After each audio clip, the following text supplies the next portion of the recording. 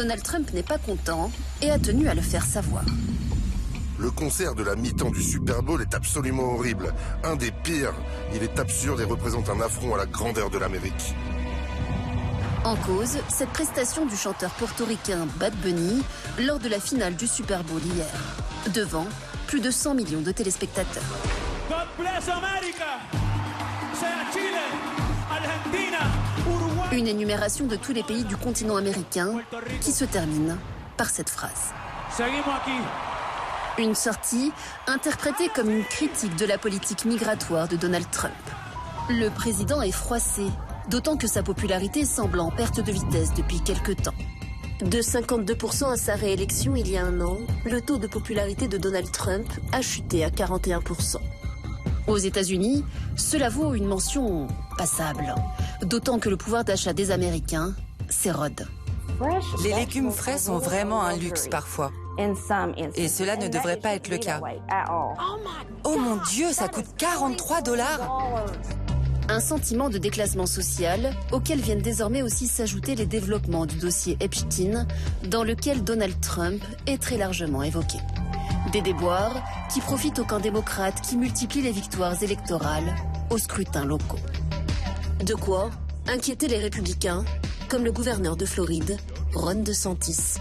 Un tel revirement ne peut pas être ignoré. Les républicains doivent regarder en face le climat politique qui va précéder les élections de mi-mandat. Des défaites qui sonnent comme un avertissement avant les midterms de novembre prochain. Donald Trump saura-t-il l'entendre? Les difficultés du président américain peuvent-elles profiter au camp démocrate?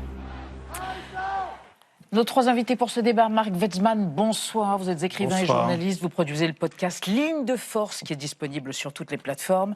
Et je précise que vous avez publié La part sauvage, récit consacré au monde de l'écrivain américain Philip Roth, remarquable essai. Et au cas où américain, vous avez reçu le prix Femina Essai pour ce livre.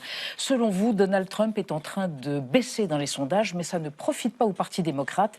Ce dernier est plongé dans une crise identitaire et vous ajoutez, si les démocrates font de Zohran Mamdani le maire de New York leur figure de proue, ils iront droit dans le mur.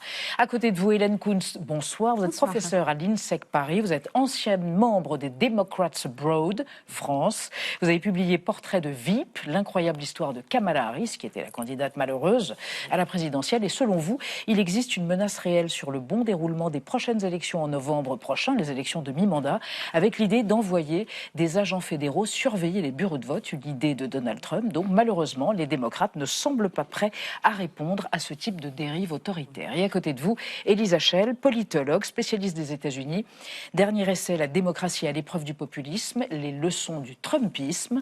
Selon vous, Elisa Schell, Minneapolis, qui devait être un symbole de la politique trumpiste, est devenu un véritable boulet électoral pour les républicains. Cela interfère aujourd'hui grandement avec les débats au Congrès et les scrutins à venir. Et on démarre avec la protest song du jour, Benjamin. On va l'écouter. Et de qui s'agit-il, Elisabeth? Un certain Bruce. Voilà, Bruce Springsteen. Et que dit-il, ce chanteur iconique? Ici, chez nous, ils ont tué et patrouillé durant l'hiver 26. Nous nous souviendrons des noms de ceux qui sont morts dans les rues de Minneapolis. Une adaptation de son célèbre titre Streets of Philadelphia en hommage donc aux deux victimes de la police anti-immigration ICE, une police, on le sait, très décriée. Le chanteur américain de 76 ans est très engagé contre la politique de Donald Trump. Elisa Schell, ICE et Minneapolis, c'est vraiment un point de bascule, de rupture dans le réveil des oppositions à Donald Trump, on peut dire ça ? Alors Minneapolis a une histoire particulière. Il y a une structure militante historique qui a permis une réponse très rapide à l'arrivée de l'ICE, donc des brigades citoyennes qui se déplacent et qui filment. Donc ça veut dire que si la réaction citoyenne a été aussi forte à Minneapolis, c'est parce qu'il y avait cette infrastructure militante. Donald Trump veut frapper fort sur l'immigration, mais à Minneapolis, évidemment, la situation lui a complètement échappé avec les 2 morts, évidemment, dont tout le monde a parlé. Et Donald Trump est pris aujourd'hui dans une contradiction très importante au sein de son camp, entre, d'un côté, des républicains au Congrès qui n'ont qu'un mot à la bouche, c'est expulsion, expulsion, expulsion. Donc malgré Minneapolis, ils veulent vraiment renforcer la politique migratoire qui est devenue vraiment le symbole de la pureté militante au sein du Parti républicain aujourd'hui, comme l'était l'opposition à la loi santé Obama il y a quelques années. Donc il y a ces républicains qui veulent absolument être durs sur l'immigration, mais il y en a aussi quelques-uns, et notamment Susan Collins dans le Maine, qui sont plus centristes et qui ne veulent pas effrayer leurs électeurs et qui remettent leur siège en jeu cette année. Donc les républicains doivent à la fois capitaliser sur leur base, qui attend des politiques fermes sur la migration, mais aussi sur des électeurs plus indécis et centristes pour garder la majorité au Congrès aux prochaines élections. C'est sur ce sujet de l'immigration que la polarisation se fait aujourd'hui. C'est ce que vous diriez? Oui, je suis d'accord. Je pense que... Alors, les 2 morts, c'était des citoyens américains. Donc, qu'en est-il alors? Et Alex Pretty. Tout à fait, c'était des passeports américains. Donc, qu'en est-il de fameuse chasse aux immigrés alors qu'ils sont capables d'abattre les concitoyens? C'est tout à fait effrayant. C'est la méthode qui choque ou le fond de la politique de Donald Trump? Alors, je pense que le fond est peut-être entendable parce qu'il a été élu sur cette plateforme-là. Ça a été plébiscité, mais c'est le déroulé qui ne conviendrait pas du tout. Et puis, dès qu'il y a ça, pardonnez-moi, mais c'est une bavure.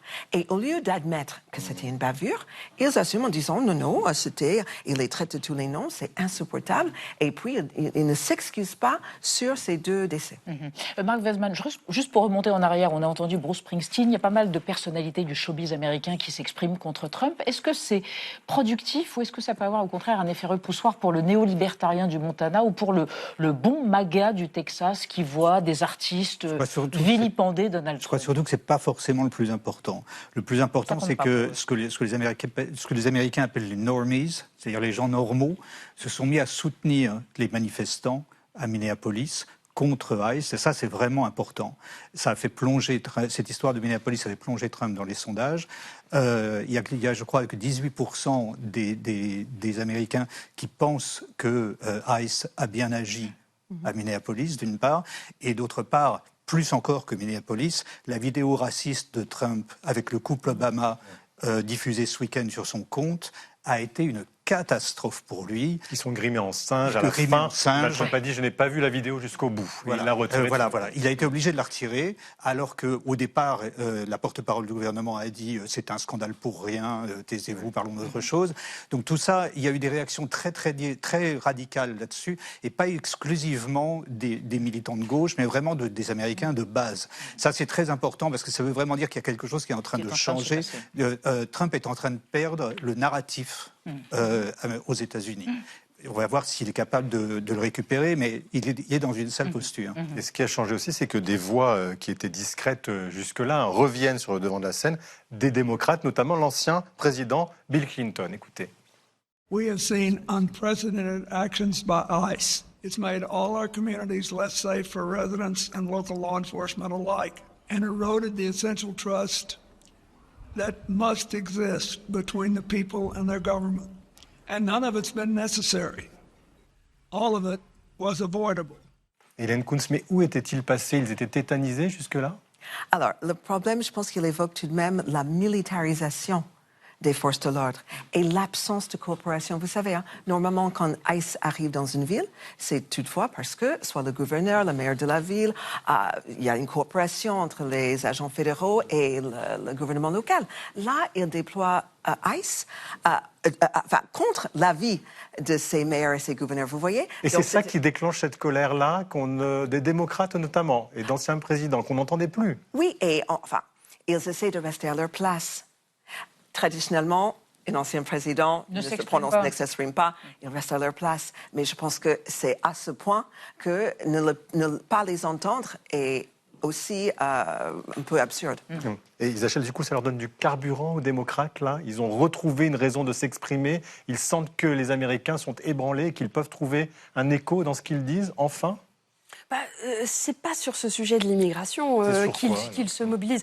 À Minneapolis, c'était quand même un cas très particulier puisqu'il y a une loi qui a été adoptée il y a quelques années qui interdit aux autorités locales de coopérer avec ICE. Donc ça, c'est lié vraiment à l'histoire de Minneapolis. Bien sûr, on s'émeut devant ces images qui sont scandaleuses et la vie de ces 2 personnes qui ont été perdues. Mais pour les démocrates, ce qui s'est passé le plus important, c'est ce qu'on a vu aux élections partielles de novembre 2025. Et ces élections partielles, elles ont vu la victoire de démocrates dans le New Jersey, en Virginie, dans des commissions locales en Géorgie, sur des questions de pouvoir d'achat.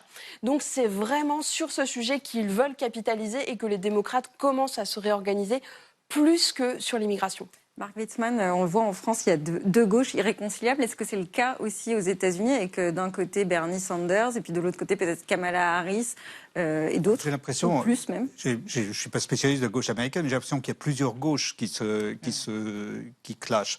Il y a ce qu'on appelle la gauche de l'abondance qui mise sur la consommation. Il y a l'armature du Parti démocrate qui est rouillée et qui est complètement bloquée. Et puis il y a la gauche radicale dont les figures de proue sont AOC et à New York. Alexandra Ocasio-Cortez. Oui, merci. Et à New York, Mamdani. Zoran Mamdani, le nouveau maire. Zoran Mamdani, qui est le nouveau maire. Et tout ça ne va pas forcément ensemble. Donc il y a deux choses. Il y a d'une part, effectivement, une réaction de la population américaine globale, pas seulement de la gauche, de plus en plus claire vis-à-vis non seulement de l'économie, mais aussi vis-à-vis d'une dérive autocratique du pouvoir américain, qui est quelque chose de neuf aux États-Unis et quelque chose de neuf même tout court, parce que je crois qu'il n'y a pas d'exemple d'un pays avec une tradition démocratique aussi ancienne, faisant face à un risque aussi grave que ce qui se passe aujourd'hui aux États-Unis. Donc c'est sans précédent dans l'histoire. Et là, il y a une réaction parce qu'il y a quand même il y a quelque chose de profondément décent chez les Américains. Il y a un moment donné où ils s'arrêtent, ils ne supportent pas que les choses aillent trop loin. Le concept de common decency. Common decency, c'est quelque chose qui existe. Est-ce que les démocrates sont capables de capitaliser sur cette décence? Au vu du discours de Mamdani à New York en fin de semaine, on peut franchement en douter, puisqu'il a expliqué qu'il fallait que New York se tourne vers l'islam pour comprendre ce que c'est que l'immigration.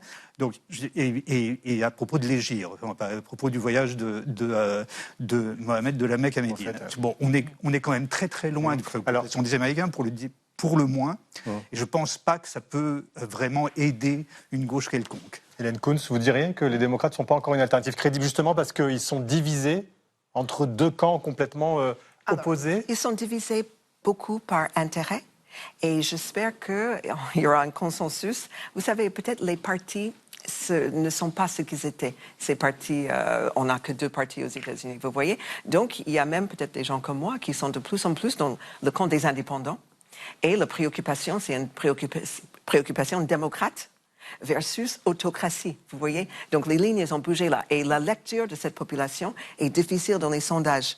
Parce que souvent, on se déclare le camp où est-ce qu'on est, notre carte électorale. Mais vous voyez, il y a de plus en plus de gens qui s'estiment indépendants. C'est-à-dire que vous qui êtes démocrate, vous voterez contre Trump, mais vous n'êtes pas acquise toujours aux démocrates. Ce n'est pas votre camp naturel aujourd'hui. Ce que j'ai vu à New York, c'est le dernier État où je vote. Vous savez, l'appareil du parti, vous l'avez mentionné tout à l'heure, rouillé, n'a pas jugé bon de soutenir ce Zoran Mamdani. Incroyable. Les 2 sénateurs de New York se sont tus pour ne pas soutenir ce jeune maire. Vous voyez, donc ça fait des fractures qui sont, j'espère pour le moins, pas à ce point irréconciliables.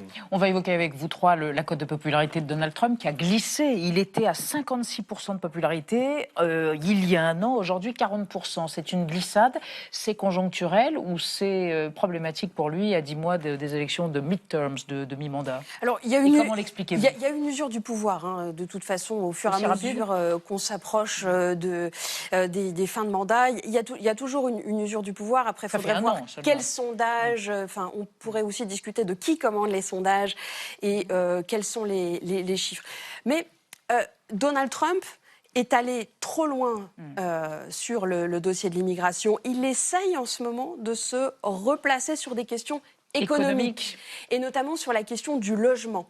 Aux États-Unis, il y a aujourd'hui une crise locative. Les loyers sont de plus en plus chers et notamment là où les loyers augmentent le plus, ce sont dans des États républicains du Nord-Ouest, l'Idaho et le Montana. Et l'ironie dans tout ça, c'est que cette augmentation de loyer est due à l'exode de Californiens, donc surtout des démocrates, qui payent trop cher d'impôts et de loyers et qui viennent s'installer dans ces États rouge où il y a plus de logements disponibles, mais qui du coup restreint l'offre pour les natifs de ces États. Et par ailleurs, il y a aussi une crise de l'accession à la propriété. En 81, on accédait en moyenne à la propriété à 29 ans. Aujourd'hui, c'est 40 ans. Alors que c'est le rêve américain. Et c'est le critère numéro 1 du rêve américain, accéder à sa maison individuelle. Et tout est grippé dans ce fonctionnement-là. Les maisons mettent trop de temps à construire à cause des problèmes de droits de douane, à cause de la chasse aux migrants qui ralentit le secteur de l'immigration et des taux d'intérêt qui augmentent avec l'inflation et qui sont aussi menacés par les rodomontades de Trump au Groenland. Vous voyez, tout est lié, puisque les Européens disent « Attention, si on vend vos bons du Trésor, vos taux d'intérêt vont augmenter à nouveau. » Donc ça, c'est une question essentielle, le coût de la vie et l'accès au logement sur laquelle Trump essaye de se positionner. Et le chômage. Oui, le chômage qui est à 4,4%, on va le voir, qui est stagnant, mais ça reste haut pour les Américains qui ont connu même 3%. Taux d'inflation aussi à 2,7%, ce qui est aussi beaucoup pour les Américains. Margaret Sainz, vous pensez que c'est là-dessus que ça va se jouer ? Ça va beaucoup se jouer. L'économie, vraiment au mid-term, c'est pas l'immigration qui reste quand même un sujet important. L'immigration est un sujet de fond aujourd'hui. Mais ça va dominer. Mais l'économie reste un sujet de fond aussi. Et puis il y a les dissensions au sein du mouvement MAGA qu'il ne faut pas négliger, parce que la politique étrangère de Trump, la question de savoir si oui ou non il va frapper en Iran, par exemple, va jouer dans la guerre de succession larvée autour de Trump aujourd'hui. Tout ça rend les choses très complexes pour Trump lui-même. C'est d'ailleurs la raison pour laquelle rien ne se passe. C'est une des raisons pour lesquelles rien ne se passe autour de la question iranienne, parce que faire devient. Il n'y a pas de bonne solution pour Trump aujourd'hui là-bas. Mais Hélène Fouz, en même temps, il a une base américaine qui le soutient toujours quand même. Oui, je pense qu'il y a des gens qui sont 70 millions d'électeurs qui sont derrière lui. Qui sont définitivement acquis à sa cause. Les 40%, je trouve ce chiffre très haut au vu de la situation, vous voyez. Et puis, nous n'avons pas tous les mêmes informations. Il y a une partie de l'électorat qui n'écoute que certaines chaînes, et c'est certaines chaînes, Fox News, et ils donnent une autre vision de ce monde-là, et sur les mêmes faits. Donc, on n'est vraiment pas d'accord sur les faits. Alors, on évoque cette échéance qui arrive, les élections de mi-mandat, ce sera en novembre, et là, il y a des menaces de manipulation par l'État fédéral, par la Maison-Blanche, sur justement ces élections. Oui, le souhait de Donald Trump, c'est de nationaliser les élections, c'est ce qu'il a déclaré la semaine dernière dans un podcast conservateur. Aujourd'hui, chacun des 50 États est chargé de l'organisation de ces scrutins, mais lui souhaite en faire une prérogative du gouvernement fédéral, ce qui est contraire à la Constitution. Alors pour les démocrates, prendre le contrôle de ces urnes, c'est la possibilité que les républicains truquent les résultats. Mais pour Donald Trump, c'est plutôt une manière de se prémunir d'une possible fraude électorale, une rhétorique qu'il utilise depuis déjà 10 ans. Lui qui, je le rappelle, n'a jamais reconnu sa défaite face à Joe Biden en 2020 et qui continue à contester les résultats. Alors pour sécuriser ces élections à venir, il prévoit de supprimer le vote par correspondance, mais aussi le vote électronique au profit d'un vote papier et du dépouillement manuel. Et au mois de mars, il avait déjà signé un décret qui rendait obligatoire la présentation d'une preuve de citoyenneté pour pouvoir s'inscrire sur les listes fédérales. Sauf que contrairement à la France, aux États-Unis, il n'existe pas vraiment de carte nationale d'identité. Chaque État va déterminer quel est son justificatif. Ça peut être un permis de conduire, une carte de résident permanent. Au Texas, par exemple, c'est même la carte du port d'armes. Et donc, cette mesure, elle est jugée discriminante pour des millions d'électeurs, notamment pour les minorités. Et elle a donc été suspendue depuis par plusieurs juges fédéraux. Mark Weissman, vous pensez vraiment qu'il peut y avoir une fraude lors de ces prochaines élections ? Alors ça, je suis bien incapable de le dire. Tout est possible. Ce que je trouve frappant, c'est l'idée de fédéraliser les élections, alors que, par tradition, les républicains sont les grands défenseurs du droit des États. Donc c'est une des grandes contradictions du Trumpisme. On en a vu un autre exemple de contradiction à Minneapolis avec la question du port d'armes, où la NRA, c'est-à-dire le lobby des armes, a pris position contre le gouvernement, qui expliquait que, j'oublie son nom, la seconde victime... Alex Pretty. Oui, merci, n'avait pas apporté une arme dans une manifestation. Donc il y a comme ça une sorte de Trump est en train d'introduire, enfin le Trumpisme est en train d'introduire un vacillement des catégories traditionnelles avec lesquelles les Américains pensent leur vie collective, ça rend aussi très difficile toute prédiction. Mais Elisa Schell, quand même, est-ce que c'est un sujet quand même aux États-Unis aussi fort qu'en Europe? Parce que des fois, ce qui se passe ici n'est pas la réalité de là-bas. C'est-à-dire, est-ce que c'est un sujet, cette manipulation, cette crainte de manipulation des élections à venir? Alors, l'intégrité des élections, comme disent les Républicains, c'est un sujet qu'on entend depuis des décennies. Donc, Donald Trump ne va pas nationaliser les élections, quoi qu'il dise. Il nationalise les enjeux. On voit bien ce qui se passe dans le Minnesota ne reste pas dans le Minnesota. Mais il a d'autres leviers en réalité et pas ceux qu'il annonce. C'est-à-dire que Donald Trump, et ce qu'il a déjà fait, peut travailler la main dans la main avec les autorités locales pour, par exemple, redistribuer la carte des bureaux de vote. En fonction de leur emplacement, de leur nombre, ça favorise plus ou moins la participation électorale. Ils l'ont déjà fait. Ils peuvent effectivement revenir sur les documents d'identité à prouver, à apporter pour prouver qu'on est bien électeur. Il peut travailler avec eux sur différents sujets, mais aussi il travaille en ce moment à travers le ministère de la Justice, qui vient de demander à 24 États de vérifier toutes leurs listes électorales. Aux États-Unis, il n'y a pas de code électoral, il n'y a pas de fichier central des électeurs. Chaque État a son propre fichier et comme les Américains bougent beaucoup, on estime qu'il y a 1 électeur sur 8 dont les informations sont erronées. Donc ils disent, mais il faut vérifier tout ça et donc eux, ce qu'ils veulent, c'est de purger ces registres. Et en plus, les Républicains se sont retirés d'un outil de croisement des informations bipartisan sur les fichiers des électeurs pour mettre le bazar, et justement nourrir l'idée qu'il pourrait y avoir de la fraude. Donc Donald Trump n'a pas besoin de contrôler les élections au niveau fédéral, il n'a qu'à travailler sur ces différents leviers que le fédéralisme permet. Non, juste pardon, parce que c'est l'affaire Epstein aussi. Est-ce que ça va avoir un impact ou pas pour vous, avec l'écho mondial qu'elle a jusqu'ici? Est-ce que ça peut influencer le vote à venir? C'est très contradictoire, cette affaire de Epstein, parce que Donald Trump, c'était une promesse de campagne de publier tout. De publier le dossier. À combien même il semble être mouillé dedans. Son nom est mentionné 38 000 fois. Il était lui-même voisin de Jeffrey Epstein en Floride, et ce pendant une dizaine d'années. Donc, c'est très curieux qu'il dit « Vous pouvez compter sur moi pour publier tous les documents ».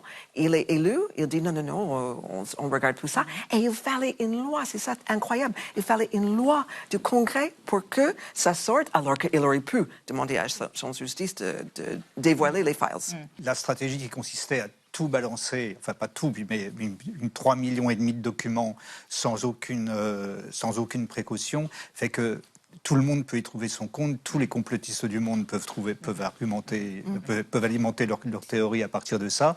Et donc la vérité qui est là, il va être très très difficile de la faire ressortir. De la faire advenir. Puis ça dépendra de ce qui va être sorti d'ici là. Il y a encore des mois. Les documents, il faut les analyser. Donc c'est une façon de noyer le poisson sous forme de transparence. En mettant l'éléphant sous la lampe au milieu de la pièce. Et Donald Trump sait bien faire diversion quand il dit. Il semblerait. En tout cas, merci à tous les trois d'être venus débattre et on verra ce qui se passe. On aura l'occasion d'en reparler d'ici novembre et les fameuses élections de mi-mandat. On va rester dans l'actualité. Merci encore à vous trois.